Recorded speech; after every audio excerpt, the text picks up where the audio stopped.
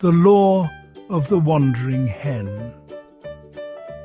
There are places in the world where the strangest laws are born not from malice or madness, but from moments of simple, rural frustration. Quitman, Georgia, is one of those places. A small town nestled among the quiet flatlands and red clay roads of the deep south, Quitman looks like a postcard from another time.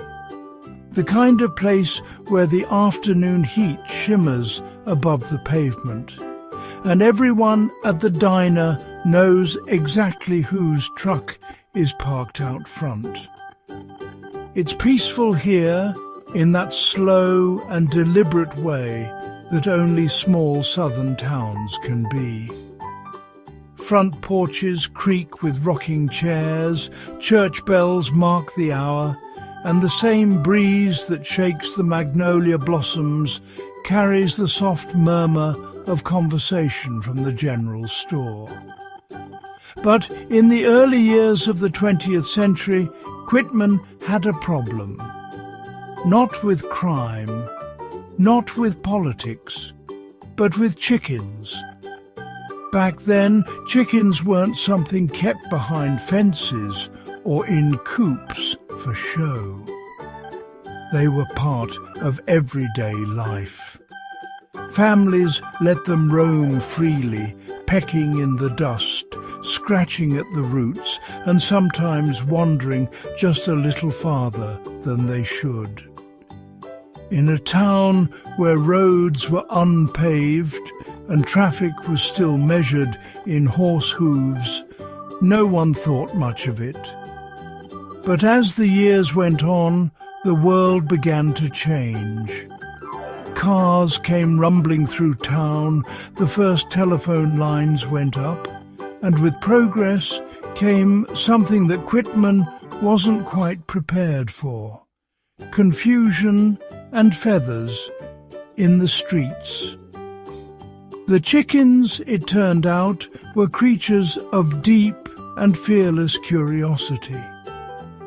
They wandered across Main Street at their leisure, strutting and scratching with all the authority of seasoned citizens.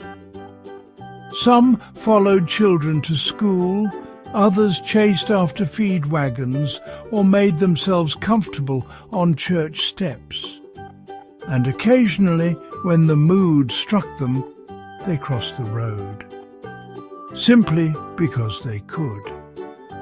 Now, to most people, a wandering chicken was harmless.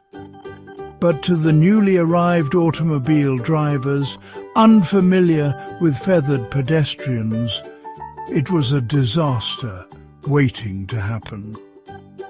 Tires squealed, horns blared, and feathers filled the air. The townspeople laughed at first, until someone's prized Rhode Island Red met an unfortunate end under a Model T.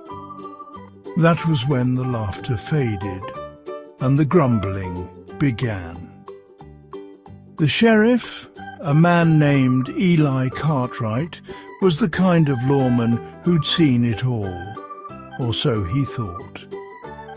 He had broken up barn dances gone wrong, chased stray mules through cotton fields, and once refereed an argument about whose rooster had crowed first at dawn. But the chicken problem was something different. It wasn't just a nuisance, it was starting to divide the town. On one side were the farmers, practical, proud, and rooted in tradition. "Chickens have been crossing these roads since before you were born, Sheriff," one old farmer told him, spitting tobacco juice into the dust. "If a hen wants to stretch her legs, who are we to stop her?" On the other side were the shopkeepers and newcomers, the ones who drove the shiny new Fords and wanted cleaner, quieter streets. If people can't drive down Main without dodging a bird, what does that say about this town?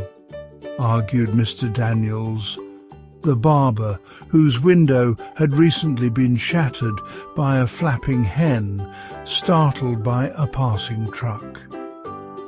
Sheriff Cartwright found himself caught between tradition and progress, a familiar crossroads in the early South. He tried reason first. He went door to door, hat in hand, asking folks to keep their birds closer to home. Some listened. Most laughed. "Sheriff," they said, "you going to arrest a chicken?" And that, as it happened, was the question that started it all. At the next town meeting, held in the stuffy, fan-cooled hall above the general store, the debate turned heated. Farmers filled the benches on one side, townsfolk the other. Someone banged a gavel. Voices rose, and finally, as the hour grew late and tempers frayed, the mayor, a portly, good-natured man named Walter Briggs, sighed and said the words that would echo through history. "Then we'll just make it law. No chicken crosses that road without its owner. You want your hen to see the other side? You walk her there yourself." There was a moment of silence, followed by laughter. Everyone thought it was a joke. But by morning, the city clerk had typed it up neatly, and Quitman's newest ordinance was born. No owner shall permit fowls or chickens to run at large or cross public roads unaccompanied. It was short, simple, and, at least on paper, absurd. But like many strange laws, it made perfect sense to the people who wrote it. At first, enforcement was light. Sheriff Cartwright preferred conversation to confrontation. He'd tip his hat, remind a farmer about the new rule, and move along. Most of the time, that was enough. But occasionally, there were incidents. One warm Thursday afternoon, for instance, a white hen named Millie wandered out from behind the Jenkins farmhouse and strutted her way across the road, clucking indignantly at a passing truck. The driver, startled, swerved into a ditch, emerging red-faced and furious. By the time Sheriff Cartwright arrived, a small crowd had gathered, and poor Mrs. Jenkins stood in the middle of the road, holding Millie like a guilty child. "It wasn't her fault, Sheriff," she pleaded. "She saw a grasshopper." Cartwright, trying not to laugh, wrote the town's first citation for reckless poultry behaviour. It cost Mrs. Jenkins 50 cents, a fortune in those days. But she paid it, cheeks flushed, muttering something about chickens having more freedom than people. Word spread fast. Within a week, the story of Quitman's chicken law had reached neighbouring towns. People came to see the town that fined a chicken. Jokes were told, headlines printed, and travelling salesmen made puns about poultry prisons. But the law stayed, not because of ridicule, but because, in its own strange way, it worked. The streets grew quieter, fewer feathers floated in the air. And as the years passed, Quitman adjusted. Chicken coops became more common, fences higher, and the town's sense of order restored. Yet the law never disappeared. Decade after decade it lingered, tucked away in the municipal code like a half-forgotten punchline that no one quite wanted to erase. Because even in its silliness, it said something about the town, about the balance between chaos and care, between laughter and law. And perhaps that's why, even today, Quitman wears its strange ordinance with pride. Ask anyone about it, and they'll grin. "Yes, sir," they'll say, "around here you don't let your chickens cross the road. Not without permission." It's the kind of rule that makes outsiders chuckle. But to the people of Quitman, it's a reminder of their roots, of a time when life moved slow, when neighbours knew each other by name, and when the biggest problem in town had feathers. In a way, the law became more than a regulation. It became a story, a symbol of local identity.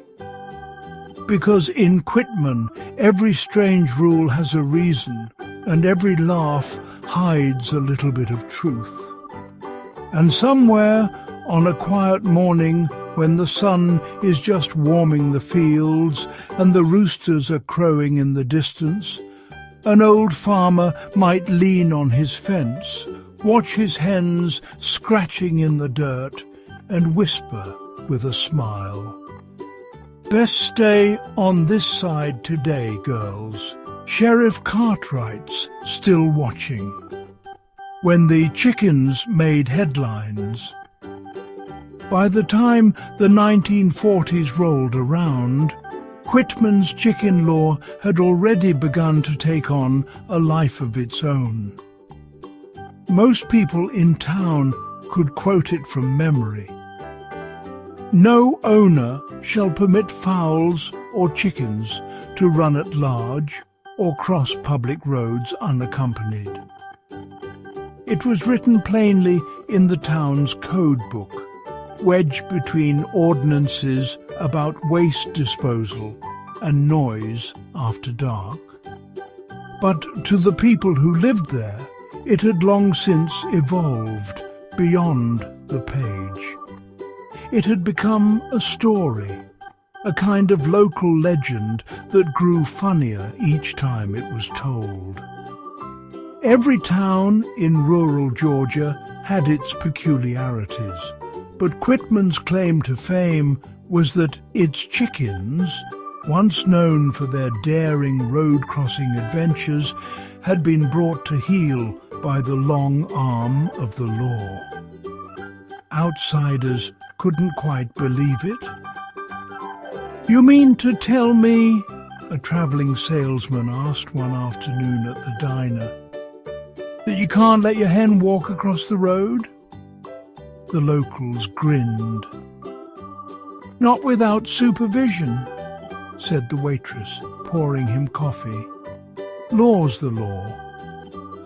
The salesman chuckled, thinking it a joke. But by the time he left town, he'd heard enough stories to know it wasn't. Word spread as word does in small towns. One person tells another, who tells their cousin, who tells someone in Valdosta or Macon. And before long, the Quitman chicken law was the talk of half the state. Newspapers picked it up first. In the spring of 1943, the Atlanta Constitution ran a short column titled "Where Chickens Need Chaperones."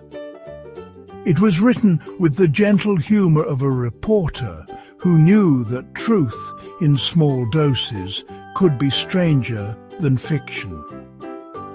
The article described the ordinance, mentioned Sheriff Cartwright by name, and ended with the line, "In Quitman, it seems, the eternal question has been answered.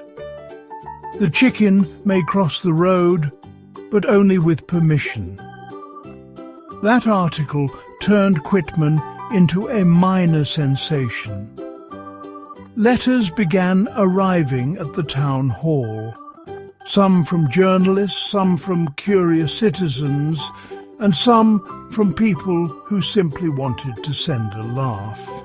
The postmaster, overwhelmed, began sorting them into piles labelled Press, Curiosity and Jokes.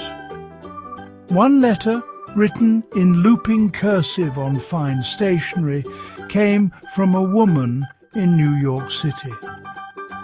Dear Mayor Briggs, I read about your delightful chicken law and wondered if there is a similar rule for ducks. My husband insists his flock is far more disciplined than any hen. Yours in admiration, Mrs. Evelyn Whitmore, Manhattan. The mayor pinned it to his bulletin board and laughed every time he passed. Before long, radio hosts were mentioning Quitman in their comedy sketches. A popular morning show from Savannah performed a recurring bit called The Poultry Patrol, in which a fictional sheriff would chase law-breaking hens across a dusty road while scolding them in an exaggerated southern drawl. The bit was silly, the accents worse, but people adored it. Meanwhile, in Quitman itself, life went on much as before. The farmers still tended their fields, the townsfolk still gathered at the diner, and the chickens, well, the chickens mostly stayed put. The law was rarely enforced anymore. The sheriff, now older and slower, preferred to laugh along with the rest of the town. But he kept his citation book just in case. Then, one particularly hot summer afternoon, something happened that put the chicken law back in the spotlight. A travelling circus rolled through town, wagons, elephants and all. It was the biggest event Quitman had seen in years. Children lined the roads, waving flags and cheering as the performers paraded down Main Street. Among them was a small side act featuring trained animals, dogs, goats and, amusingly enough, a pair of performing chickens named Clara and Belle. Halfway through the parade, one of the chickens wriggled free of its handler and took off running down the road, wings flapping, feet pounding against the hot pavement. The crowd gasped. The chicken darted across the street, narrowly missing the sheriff's boots. There was a stunned silence. Then laughter. Someone shouted, "Sheriff! Arrest that chicken!" Sheriff Cartwright, who had spent a lifetime trying to keep a straight face, couldn't help himself. He tipped his hat and said, "Reckon I might have to." By nightfall, the story had made its way to every corner of the county. Within a week, it was in the papers again. "Quitman law tested by circus chicken," declared the Brooks County Journal. The headline was ridiculous, the article even more so, and yet it captured something special about Quitman, the ability to laugh at itself. The following month, an editor from a national humour magazine reached out to the town council, asking permission to reprint the story. "America could use a little more laughter these days," he wrote, and Quitman seems to have found it in the humble chicken. The council agreed, of course, and soon Quitman's name was in print from New York to California. Strangers sent postcards with doodles of hens in handcuffs. The sheriff received mock citations in the mail, some signed Clara and Belle. Tourists began stopping by just to see if the stories were true. The townsfolk didn't mind. They leaned into the joke. The diner added a new menu item called the law-abiding hen sandwich. The local hardware store put up a sign reading, "Keep your chickens in line, fencing on sale." And every year, on the anniversary of the ordinance's passing, a few locals would gather in the square for what became known as the Quitman Chicken Walk, a light-hearted event where residents led their hens on leashes down Main Street, laughing all the way.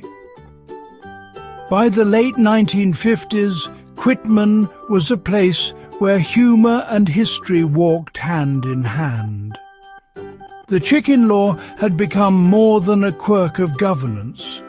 It was a shared story, something that bound the town together through generations.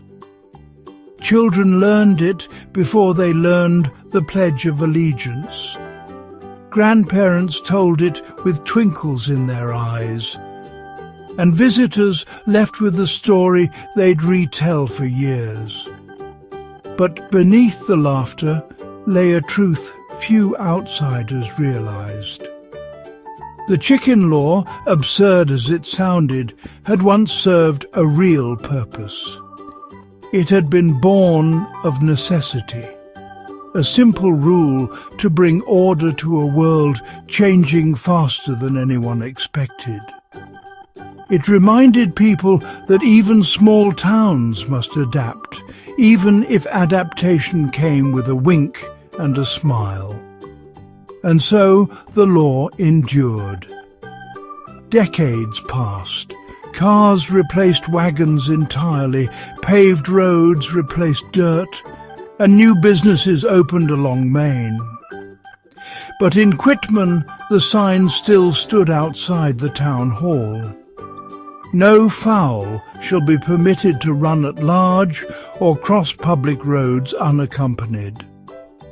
Some towns would have taken it down, embarrassed by its peculiarity. Quitman never did. It had become a part of who they were, as much a landmark as the courthouse clock or the oak trees lining the square. And if on some quiet morning a chicken did happen to stray too far and wander across the asphalt, the sheriff's deputy, usually a young man with more patience than authority, would pull over, smile, and wait. Because in Quitman, Georgia, everyone knew the law wasn't really about stopping chickens. It was about remembering where they came from and laughing a little along the way. The law that wouldn't die. By the 1970s, most towns across America had quietly retired their strangest old ordinances. The laws about horses tied to lampposts, Sunday ice cream restrictions, and fines for whistling after midnight. But not Quitman. No, the chicken law remained, untouched, unchallenged, and somehow more famous than ever. In the courthouse, its typed words sat yellowing in a binder labelled Livestock Regulations, tucked neatly between sections on hog pens and cattle fencing. Few people read it anymore, yet everyone could quote it by heart. Even children walking home from school would sometimes recite it. laughing at the thought of a sheriff chasing a runaway hen through town. Quitman had long accepted the absurdity of its most famous law. It was part of the town's charm, a living relic that gave people something to smile about. But as the world beyond the red clay roads of Georgia began to change, the legend of the chicken law took on a life of its own in ways no one expected. It began, as so many modern revivals do, with a joke. In the spring of 1974, a reporter from a regional newspaper called the Macon Daily News stopped in Quitman while travelling through South Georgia for a human interest column. He'd been writing a series titled Laws That Time Forgot, and he'd heard whispers about a town where chickens couldn't cross the road without supervision. He walked into the courthouse on a quiet Tuesday morning, his notepad tucked under his arm, and asked the clerk if the story was true. The clerk, an elderly woman named Beulah, who had worked there for nearly 30 years, didn't even look up from her desk. "Of course it's true," she said. "You can look it up yourself. Page 22, Section 3. Been that way since 1908. The reporter chuckled, flipping through the records. And there it was, typed neatly in fading ink, word for word. "It shall be unlawful for any owner to permit fowl or chickens to run at large or cross public roads unaccompanied." He wrote the article that same afternoon. It ran the following Sunday under the headline, "Quitman, Georgia, where chickens still need a chaperone." The piece was written with affection, a gentle, humorous look at small-town life, the kind of story that reminded city readers of a simpler world. It included interviews with local farmers, a few quotes from the sheriff, and a photograph of an actual chicken standing in front of the courthouse steps. Within days, the story spread. Bigger papers picked it up. Radio hosts laughed about it. Television programs mentioned it in their strange but true segments. And for the second time in a generation, Quitman found itself on the map. All because of a law meant to stop chickens from wandering. The townspeople took the attention in stride. Tourists began showing up again, snapping pictures in front of the courthouse. The general store started selling souvenir T-shirts that read, "Keep your chickens close, Quitman, GA." The diner reintroduced its law-abiding hen sandwich. And a group of teenagers even formed a folk band called the Crossing Hens, performing songs about small-town quirks and local pride. But with the fame came curiosity and a touch of confusion. People from across the country began writing letters asking whether the law was still enforced. Some asked how large a chicken had to be before it qualified. One man from Ohio claimed to have sent his pet rooster a permit to cross in the mail just to test the system. The sheriff's office started getting calls too. "Sheriff," one voice drawled over the phone, "we're planning to visit Quitman next week. Can we bring our chickens, or do we need escorts?" The sheriff, a new one now, younger, with a dry sense of humour, simply said, "So long as they mind their manners." Still, as light-hearted as it all was, there was something deeper beneath the laughter. The chicken law had become more than just a funny story. It was a mirror reflecting how people saw small-town America. In a world growing more complicated by the day, the idea of a town that still worried about chickens crossing the road felt oddly comforting. It was a reminder that not everything had to make sense to be meaningful. Then came the internet. By the early 2000s, the web was flooded with lists of weirdest laws in America. Bloggers and trivia sites eagerly repeated the same line. In Quitman, Georgia, it's illegal for a chicken to cross the road. The statement, sometimes shortened to "It's illegal for chickens to cross the road in Georgia," spread like wildfire. Nobody bothered with the details, that the law was local, not statewide, or that it was meant to keep livestock off public property. The humour was too good to resist. Memes appeared, cartoon chickens in handcuffs, sheriffs chasing birds down highways. Late-night comedians mentioned it, and travel bloggers made videos about the town that outlawed punchlines. The people of Quitman found themselves laughing once again, but this time the laughter came from strangers across the world.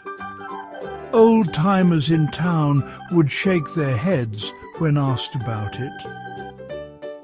"Lord," one man said to a reporter, "we've been talking about this chicken law for 80 years. You'd think the birds were running for office." But deep down, they were proud. In an age when most small towns were fading into obscurity, Quitman had found a way to stay in the conversation. Even if it was because of something as ridiculous as a chicken ordinance. Still, a few locals began to wonder if it was time to let the old law go. "We don't need it anymore," said one city council member at a meeting in 2003. "It's just a joke now. Why keep it on the books?" Others disagreed. "It's not just a joke," replied another. "It's history. You erase that law, you erase a part of what makes Quitman, Quitman." The debate grew lively. Reporters caught wind and wrote stories about the town's fight to protect the world's weirdest law. In the end, the council voted to keep it. The law remained, preserved not for its practicality, but for its personality. Today, the ordinance still exists, quietly sitting in Quitman's municipal code, a line of text that refuses to fade away. And once a year, when the town hosts its small but cheerful Featherfest, the mayor gives a speech reminding everyone why they still honour it. "It's not about chickens," he says, smiling from the stage. "It's about us, about knowing who we are, where we come from, and what we're willing to laugh about." The crowd always cheers. Children wave their homemade cardboard chickens. The band plays a jaunty tune. And somewhere a real hen flutters by, as if to remind them all that she was here long before the ordinance, and she'll be here long after. Because in Quitman, the law that began as a moment of frustration has become something timeless. A tradition wrapped in humour, coated in pride, and passed down through generations like a family story. And even now, on quiet afternoons when the streets are still and the sunlight filters through the pecan trees, you can almost imagine Sheriff Cartwright's spirit leaning against a fence post, watching the road. "Go on, girl," you can almost hear him say, half to himself, half to the ghost of some wandering hen. "You've earned it." The chicken who crossed history. By the time the 2010 decade rolled around, Quitman's legendary chicken law had lived far longer than anyone expected, and in ways no one could have imagined back in 1908, when Sheriff Cartwright first posted his hand-painted signs along Main Street. For generations, the rule that no chicken shall cross the road unaccompanied had shifted from practical ordinance to civic myth. It had outlasted its purpose, outlived its authors, and somehow survived the rise of cars, the fall of telegrams, and the age of the internet. What had once been a bureaucratic attempt to keep feathers off wagon paths had become a symbol. And symbols, Quitman had learned, rarely fade quietly. The law's staying power fascinated outsiders. College students studying folklore came to town with clipboards and cameras, interviewing shopkeepers and farmers about how such an absurd rule could endure. Television crews from Atlanta and even overseas arrived to film documentaries about America's funniest laws. They filled the town square with equipment and bright lights, interviewing the locals as if they were actors in a play that had run for more than a century. And in truth, they were. Because by then, the people of Quitman had leaned fully into their reputation. Every spring, during the newly expanded Featherfest celebration, the streets bloomed with colour and laughter. What began as a humble community gathering had transformed into a festival that drew visitors from across the region. There were contests for best chicken costume, booths selling hand-painted Quitman hen crossing signs, and even a mock courthouse trial, a comedic reenactment of the old 1908 ordinance hearing, complete with a costumed Judge Cartwright pounding his gavel and shouting, "Order in the coop." Children loved it, tourists adored it, and for the locals it was more than entertainment. It was ownership of their story. Other towns tried to bury their weird laws, said one lifelong resident, Miss Clara May, in an interview with a travel magazine. But we made ours a reason to celebrate. Folks remember us for something silly, sure, but they remember us. And that in a time when so many small towns were losing their identities was worth more than gold. But behind the pageantry and playfulness, a few people still took the old ordinance seriously.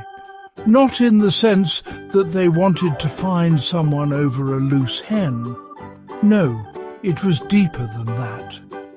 For them, the chicken law represented something personal, something moral even, a reminder that rules, once made, have stories behind them, Stories of people trying to protect, organize, and make sense of their world.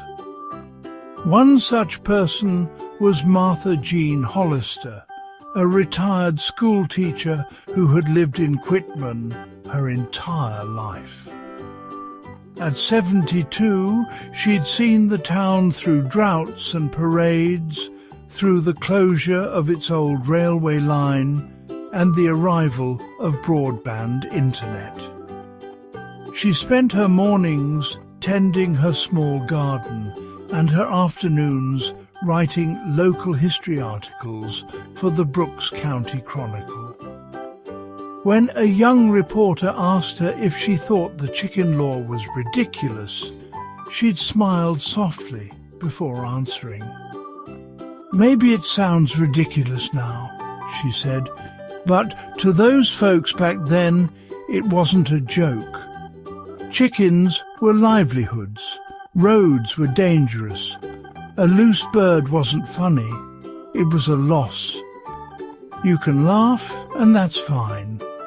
But don't forget that every law, no matter how strange, started with someone trying to solve a problem."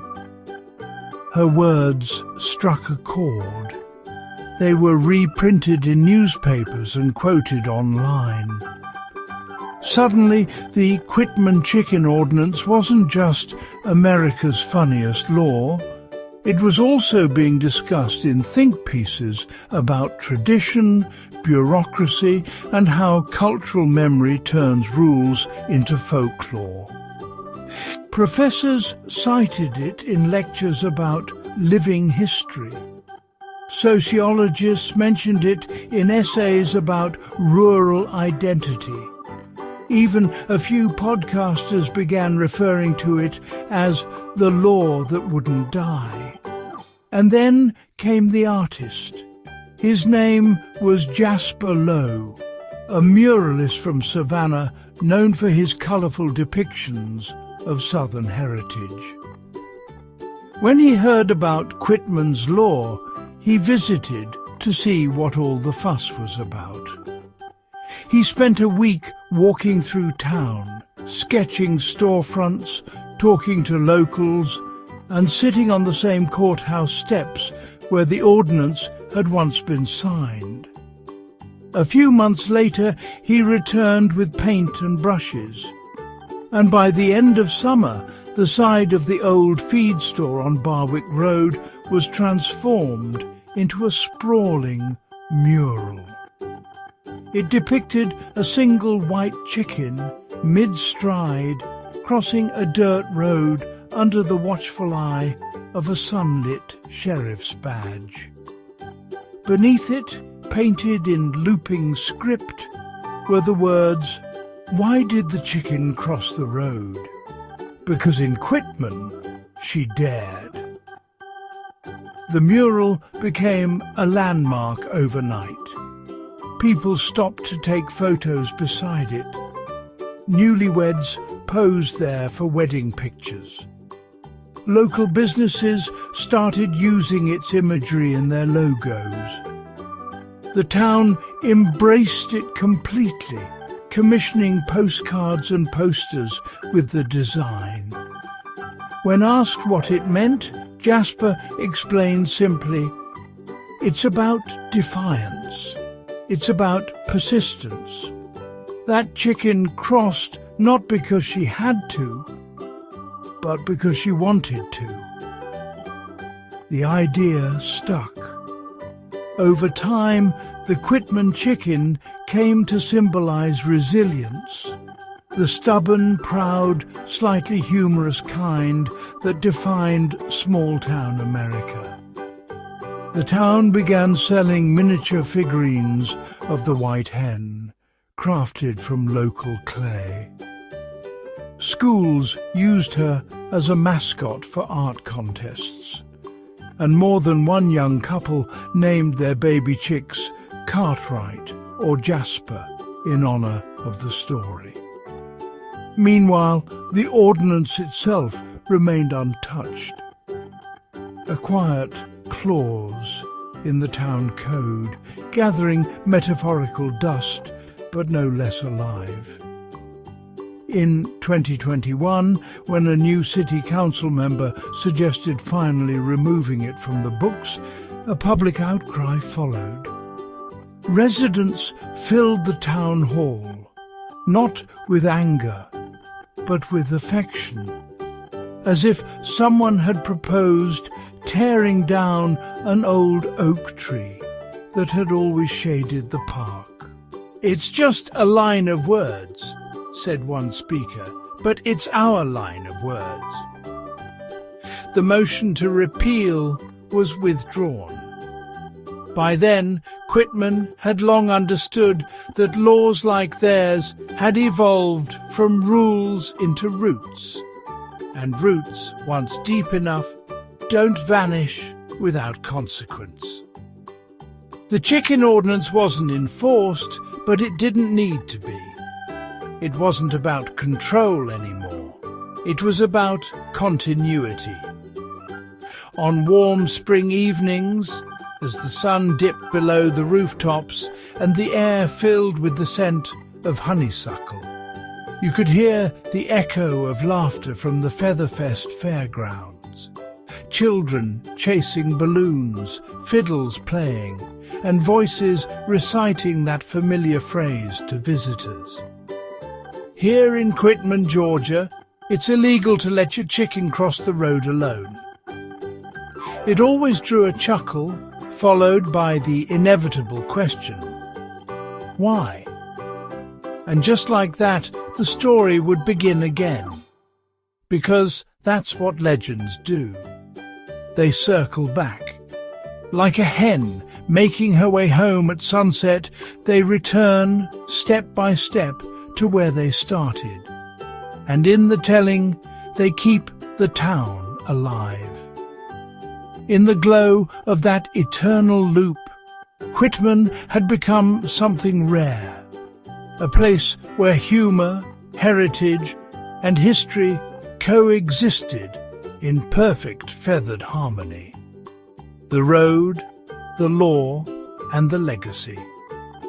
By the time the second decade of the 21st century began to fade into the third, the town of Quitman had changed in every way that small American towns inevitably do, but also somehow not at all. The gas station had been replaced by a convenience store, the feed mill by a co-op, and the courthouse now had Wi-Fi strong enough to stream council meetings. But if you stood on Main Street at dusk, you could still hear the faint, rhythmic cooing of hens behind the fences, smell the mix of pine and earth in the air, and feel that same small-town pulse that had kept the chicken law alive for more than a century. The law itself, of course, remained tucked away in the municipal code. One small, dusty paragraph that had become immortal. Not because anyone obeyed it or feared a ticket for letting their hens wander, but because it had grown into something far larger than any ordinance could ever intend to be. It had become a story, and in Quitman, stories were sacred. It was a warm July evening when Mayor Ruth Beecham, the town's first female mayor in history, stood before the annual Featherfest crowd and spoke of that law once again. The square was glowing with string lights and laughter.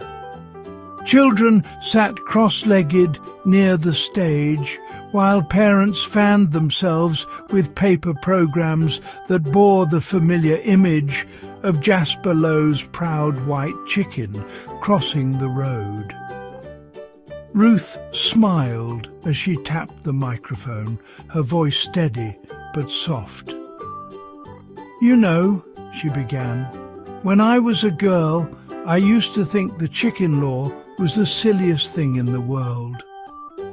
I remember asking my daddy, why would anyone care about a bird crossing the road? And he'd always tell me, "Honey, laws are like fences. They show what people once thought was worth protecting." The crowd murmured, a gentle agreement rolling through them like the evening breeze. "I didn't understand it then," Ruth continued. "But now I do. That law isn't about chickens, it's about community. It's about people who once took the time to write something down, not for the world to laugh at, but to make their little corner of it a little more manageable. And the fact that we still tell the story means we still care about this place enough to laugh together." Applause rippled through the square. Behind the stage, a group of teenagers wearing feathered hats and plastic badges, the self-appointed Junior Chicken Patrol, clapped the loudest. They had performed a skit earlier that evening about Sheriff Cartwright's original decree, complete with fake squawking and wooden no-crossing signs. They were too young to remember a world without the internet, but even they knew that the chicken law was what made Quitman unique. And that uniqueness was starting to mean something again. In recent years, as people around the country rediscovered the value of local stories, the quirky, rooted kind that told more truth than headlines ever could, Quitman found itself on a new kind of map. Bloggers, travel writers, and documentary filmmakers all came, eager to capture what they called America's last living tall tale. They'd walk down the cracked sidewalks, through the pecan groves, and into the quiet backyards where real chickens still pecked and fussed in the Georgia sunlight. One visitor, a filmmaker from London, interviewed locals for a short documentary called The Law That Crossed the Road. When it premiered online, it reached millions of views. There was something universal about it. The idea of a rule so silly that it circled back around to wisdom. Because everyone, no matter where they came from, understood the impulse to protect what you love, even if that meant protecting something as small and simple as a chicken. Meanwhile, inside Quitman itself, the legend only deepened. Teachers began using the story as a lesson in history and civics. "Why do we make laws?" they'd ask their students. "And what happens when those laws outlive their reasons?" The children's answers were as insightful as they were innocent. So people won't lose their chickens. So people remember what's important. So nobody forgets to laugh. And wasn't that the point in the end? Each year, as new families moved into town, they learned the story. First as a joke, then as a tradition, and finally as a thread in the fabric of what it meant to belong there. By the 2020s, the no chicken crossing signs had been lovingly restored, not as enforcement tools, but as art. The local blacksmith, an old craftsman named Caleb, hand-forged them in his workshop, stamping each with the town's name and date of the ordinance, Quitman, Georgia, 1908. They gleamed bronze in the sunlight, both a wink and a monument. And just down the street, at the corner near the mural, stood a small plaque, placed there by the Georgia Historical Society. It read, "The Chicken Ordinance of Quitman, Georgia enacted in 1908 to prevent livestock from wandering into roads. This law became a symbol of local pride and humour across the world. Though never repealed, it reminds us that history can be both serious and silly, and that laughter too is heritage." People came from all over to take pictures beside it. Couples on road trips, families tracing old southern highways. A group of retirees from Wisconsin once drove 20 hours just to see it. They all left with smiles and usually a few T-shirts. But for those who lived there, the deeper meaning was quieter, simpler. The chicken law was proof that Quitman had endured. Through wars and recessions, through droughts and digital revolutions, through moments when it might have disappeared from memory altogether, it had endured. Because a town that can laugh at itself can never truly fade. As dusk settled over the town one summer evening, a familiar scene unfolded once again. A farmer named Clyde, nearing 80, sat on his porch swing, a mason jar of sweet tea in one hand and his straw hat resting on his knee. Across the road, his granddaughter Lily was chasing a small hen who had slipped through the gate. The bird darted across the road, feathers flashing in the amber light. "Grandpa," she called, half laughing, "she's breaking the law." Clyde chuckled, the sound like gravel and honey. "Well," he said, "then I guess we better go after her before the sheriff shows up." They both laughed. There was no sheriff coming, of course. There hadn't been in years. But the laughter itself felt like an act of remembrance, a continuation of the same joke told for more than 100 years. The chicken scurried back toward them, safe, unbothered, and completely unaware that she was part of one of America's most beloved absurdities. Lily scooped her up, holding the warm, fidgety creature in her arms. "Why did she cross the road, Grandpa?" Clyde looked at her, his weathered face softening into a smile. "Because, sweetheart," he said, "that's what Quitman chickens do." And maybe that's the best explanation of all. Not the legal kind, or the historical, or the folkloric, but the human one. The Quitman chicken crossed the road because she could, because someone once cared enough to write her story into the town's laws, because the people who followed chose to keep that story alive. In a world that often forgets to slow down long enough to laugh, a little law about a chicken dared to remind everyone that heritage doesn't have to be grand to be great. It can be small, simple and feathered, and still carry the weight of 100 years of pride and laughter. When the moon rises over Quitman now, casting its silver glow across the empty streets and quiet porches, it glints faintly off the bronze plaque near the mural.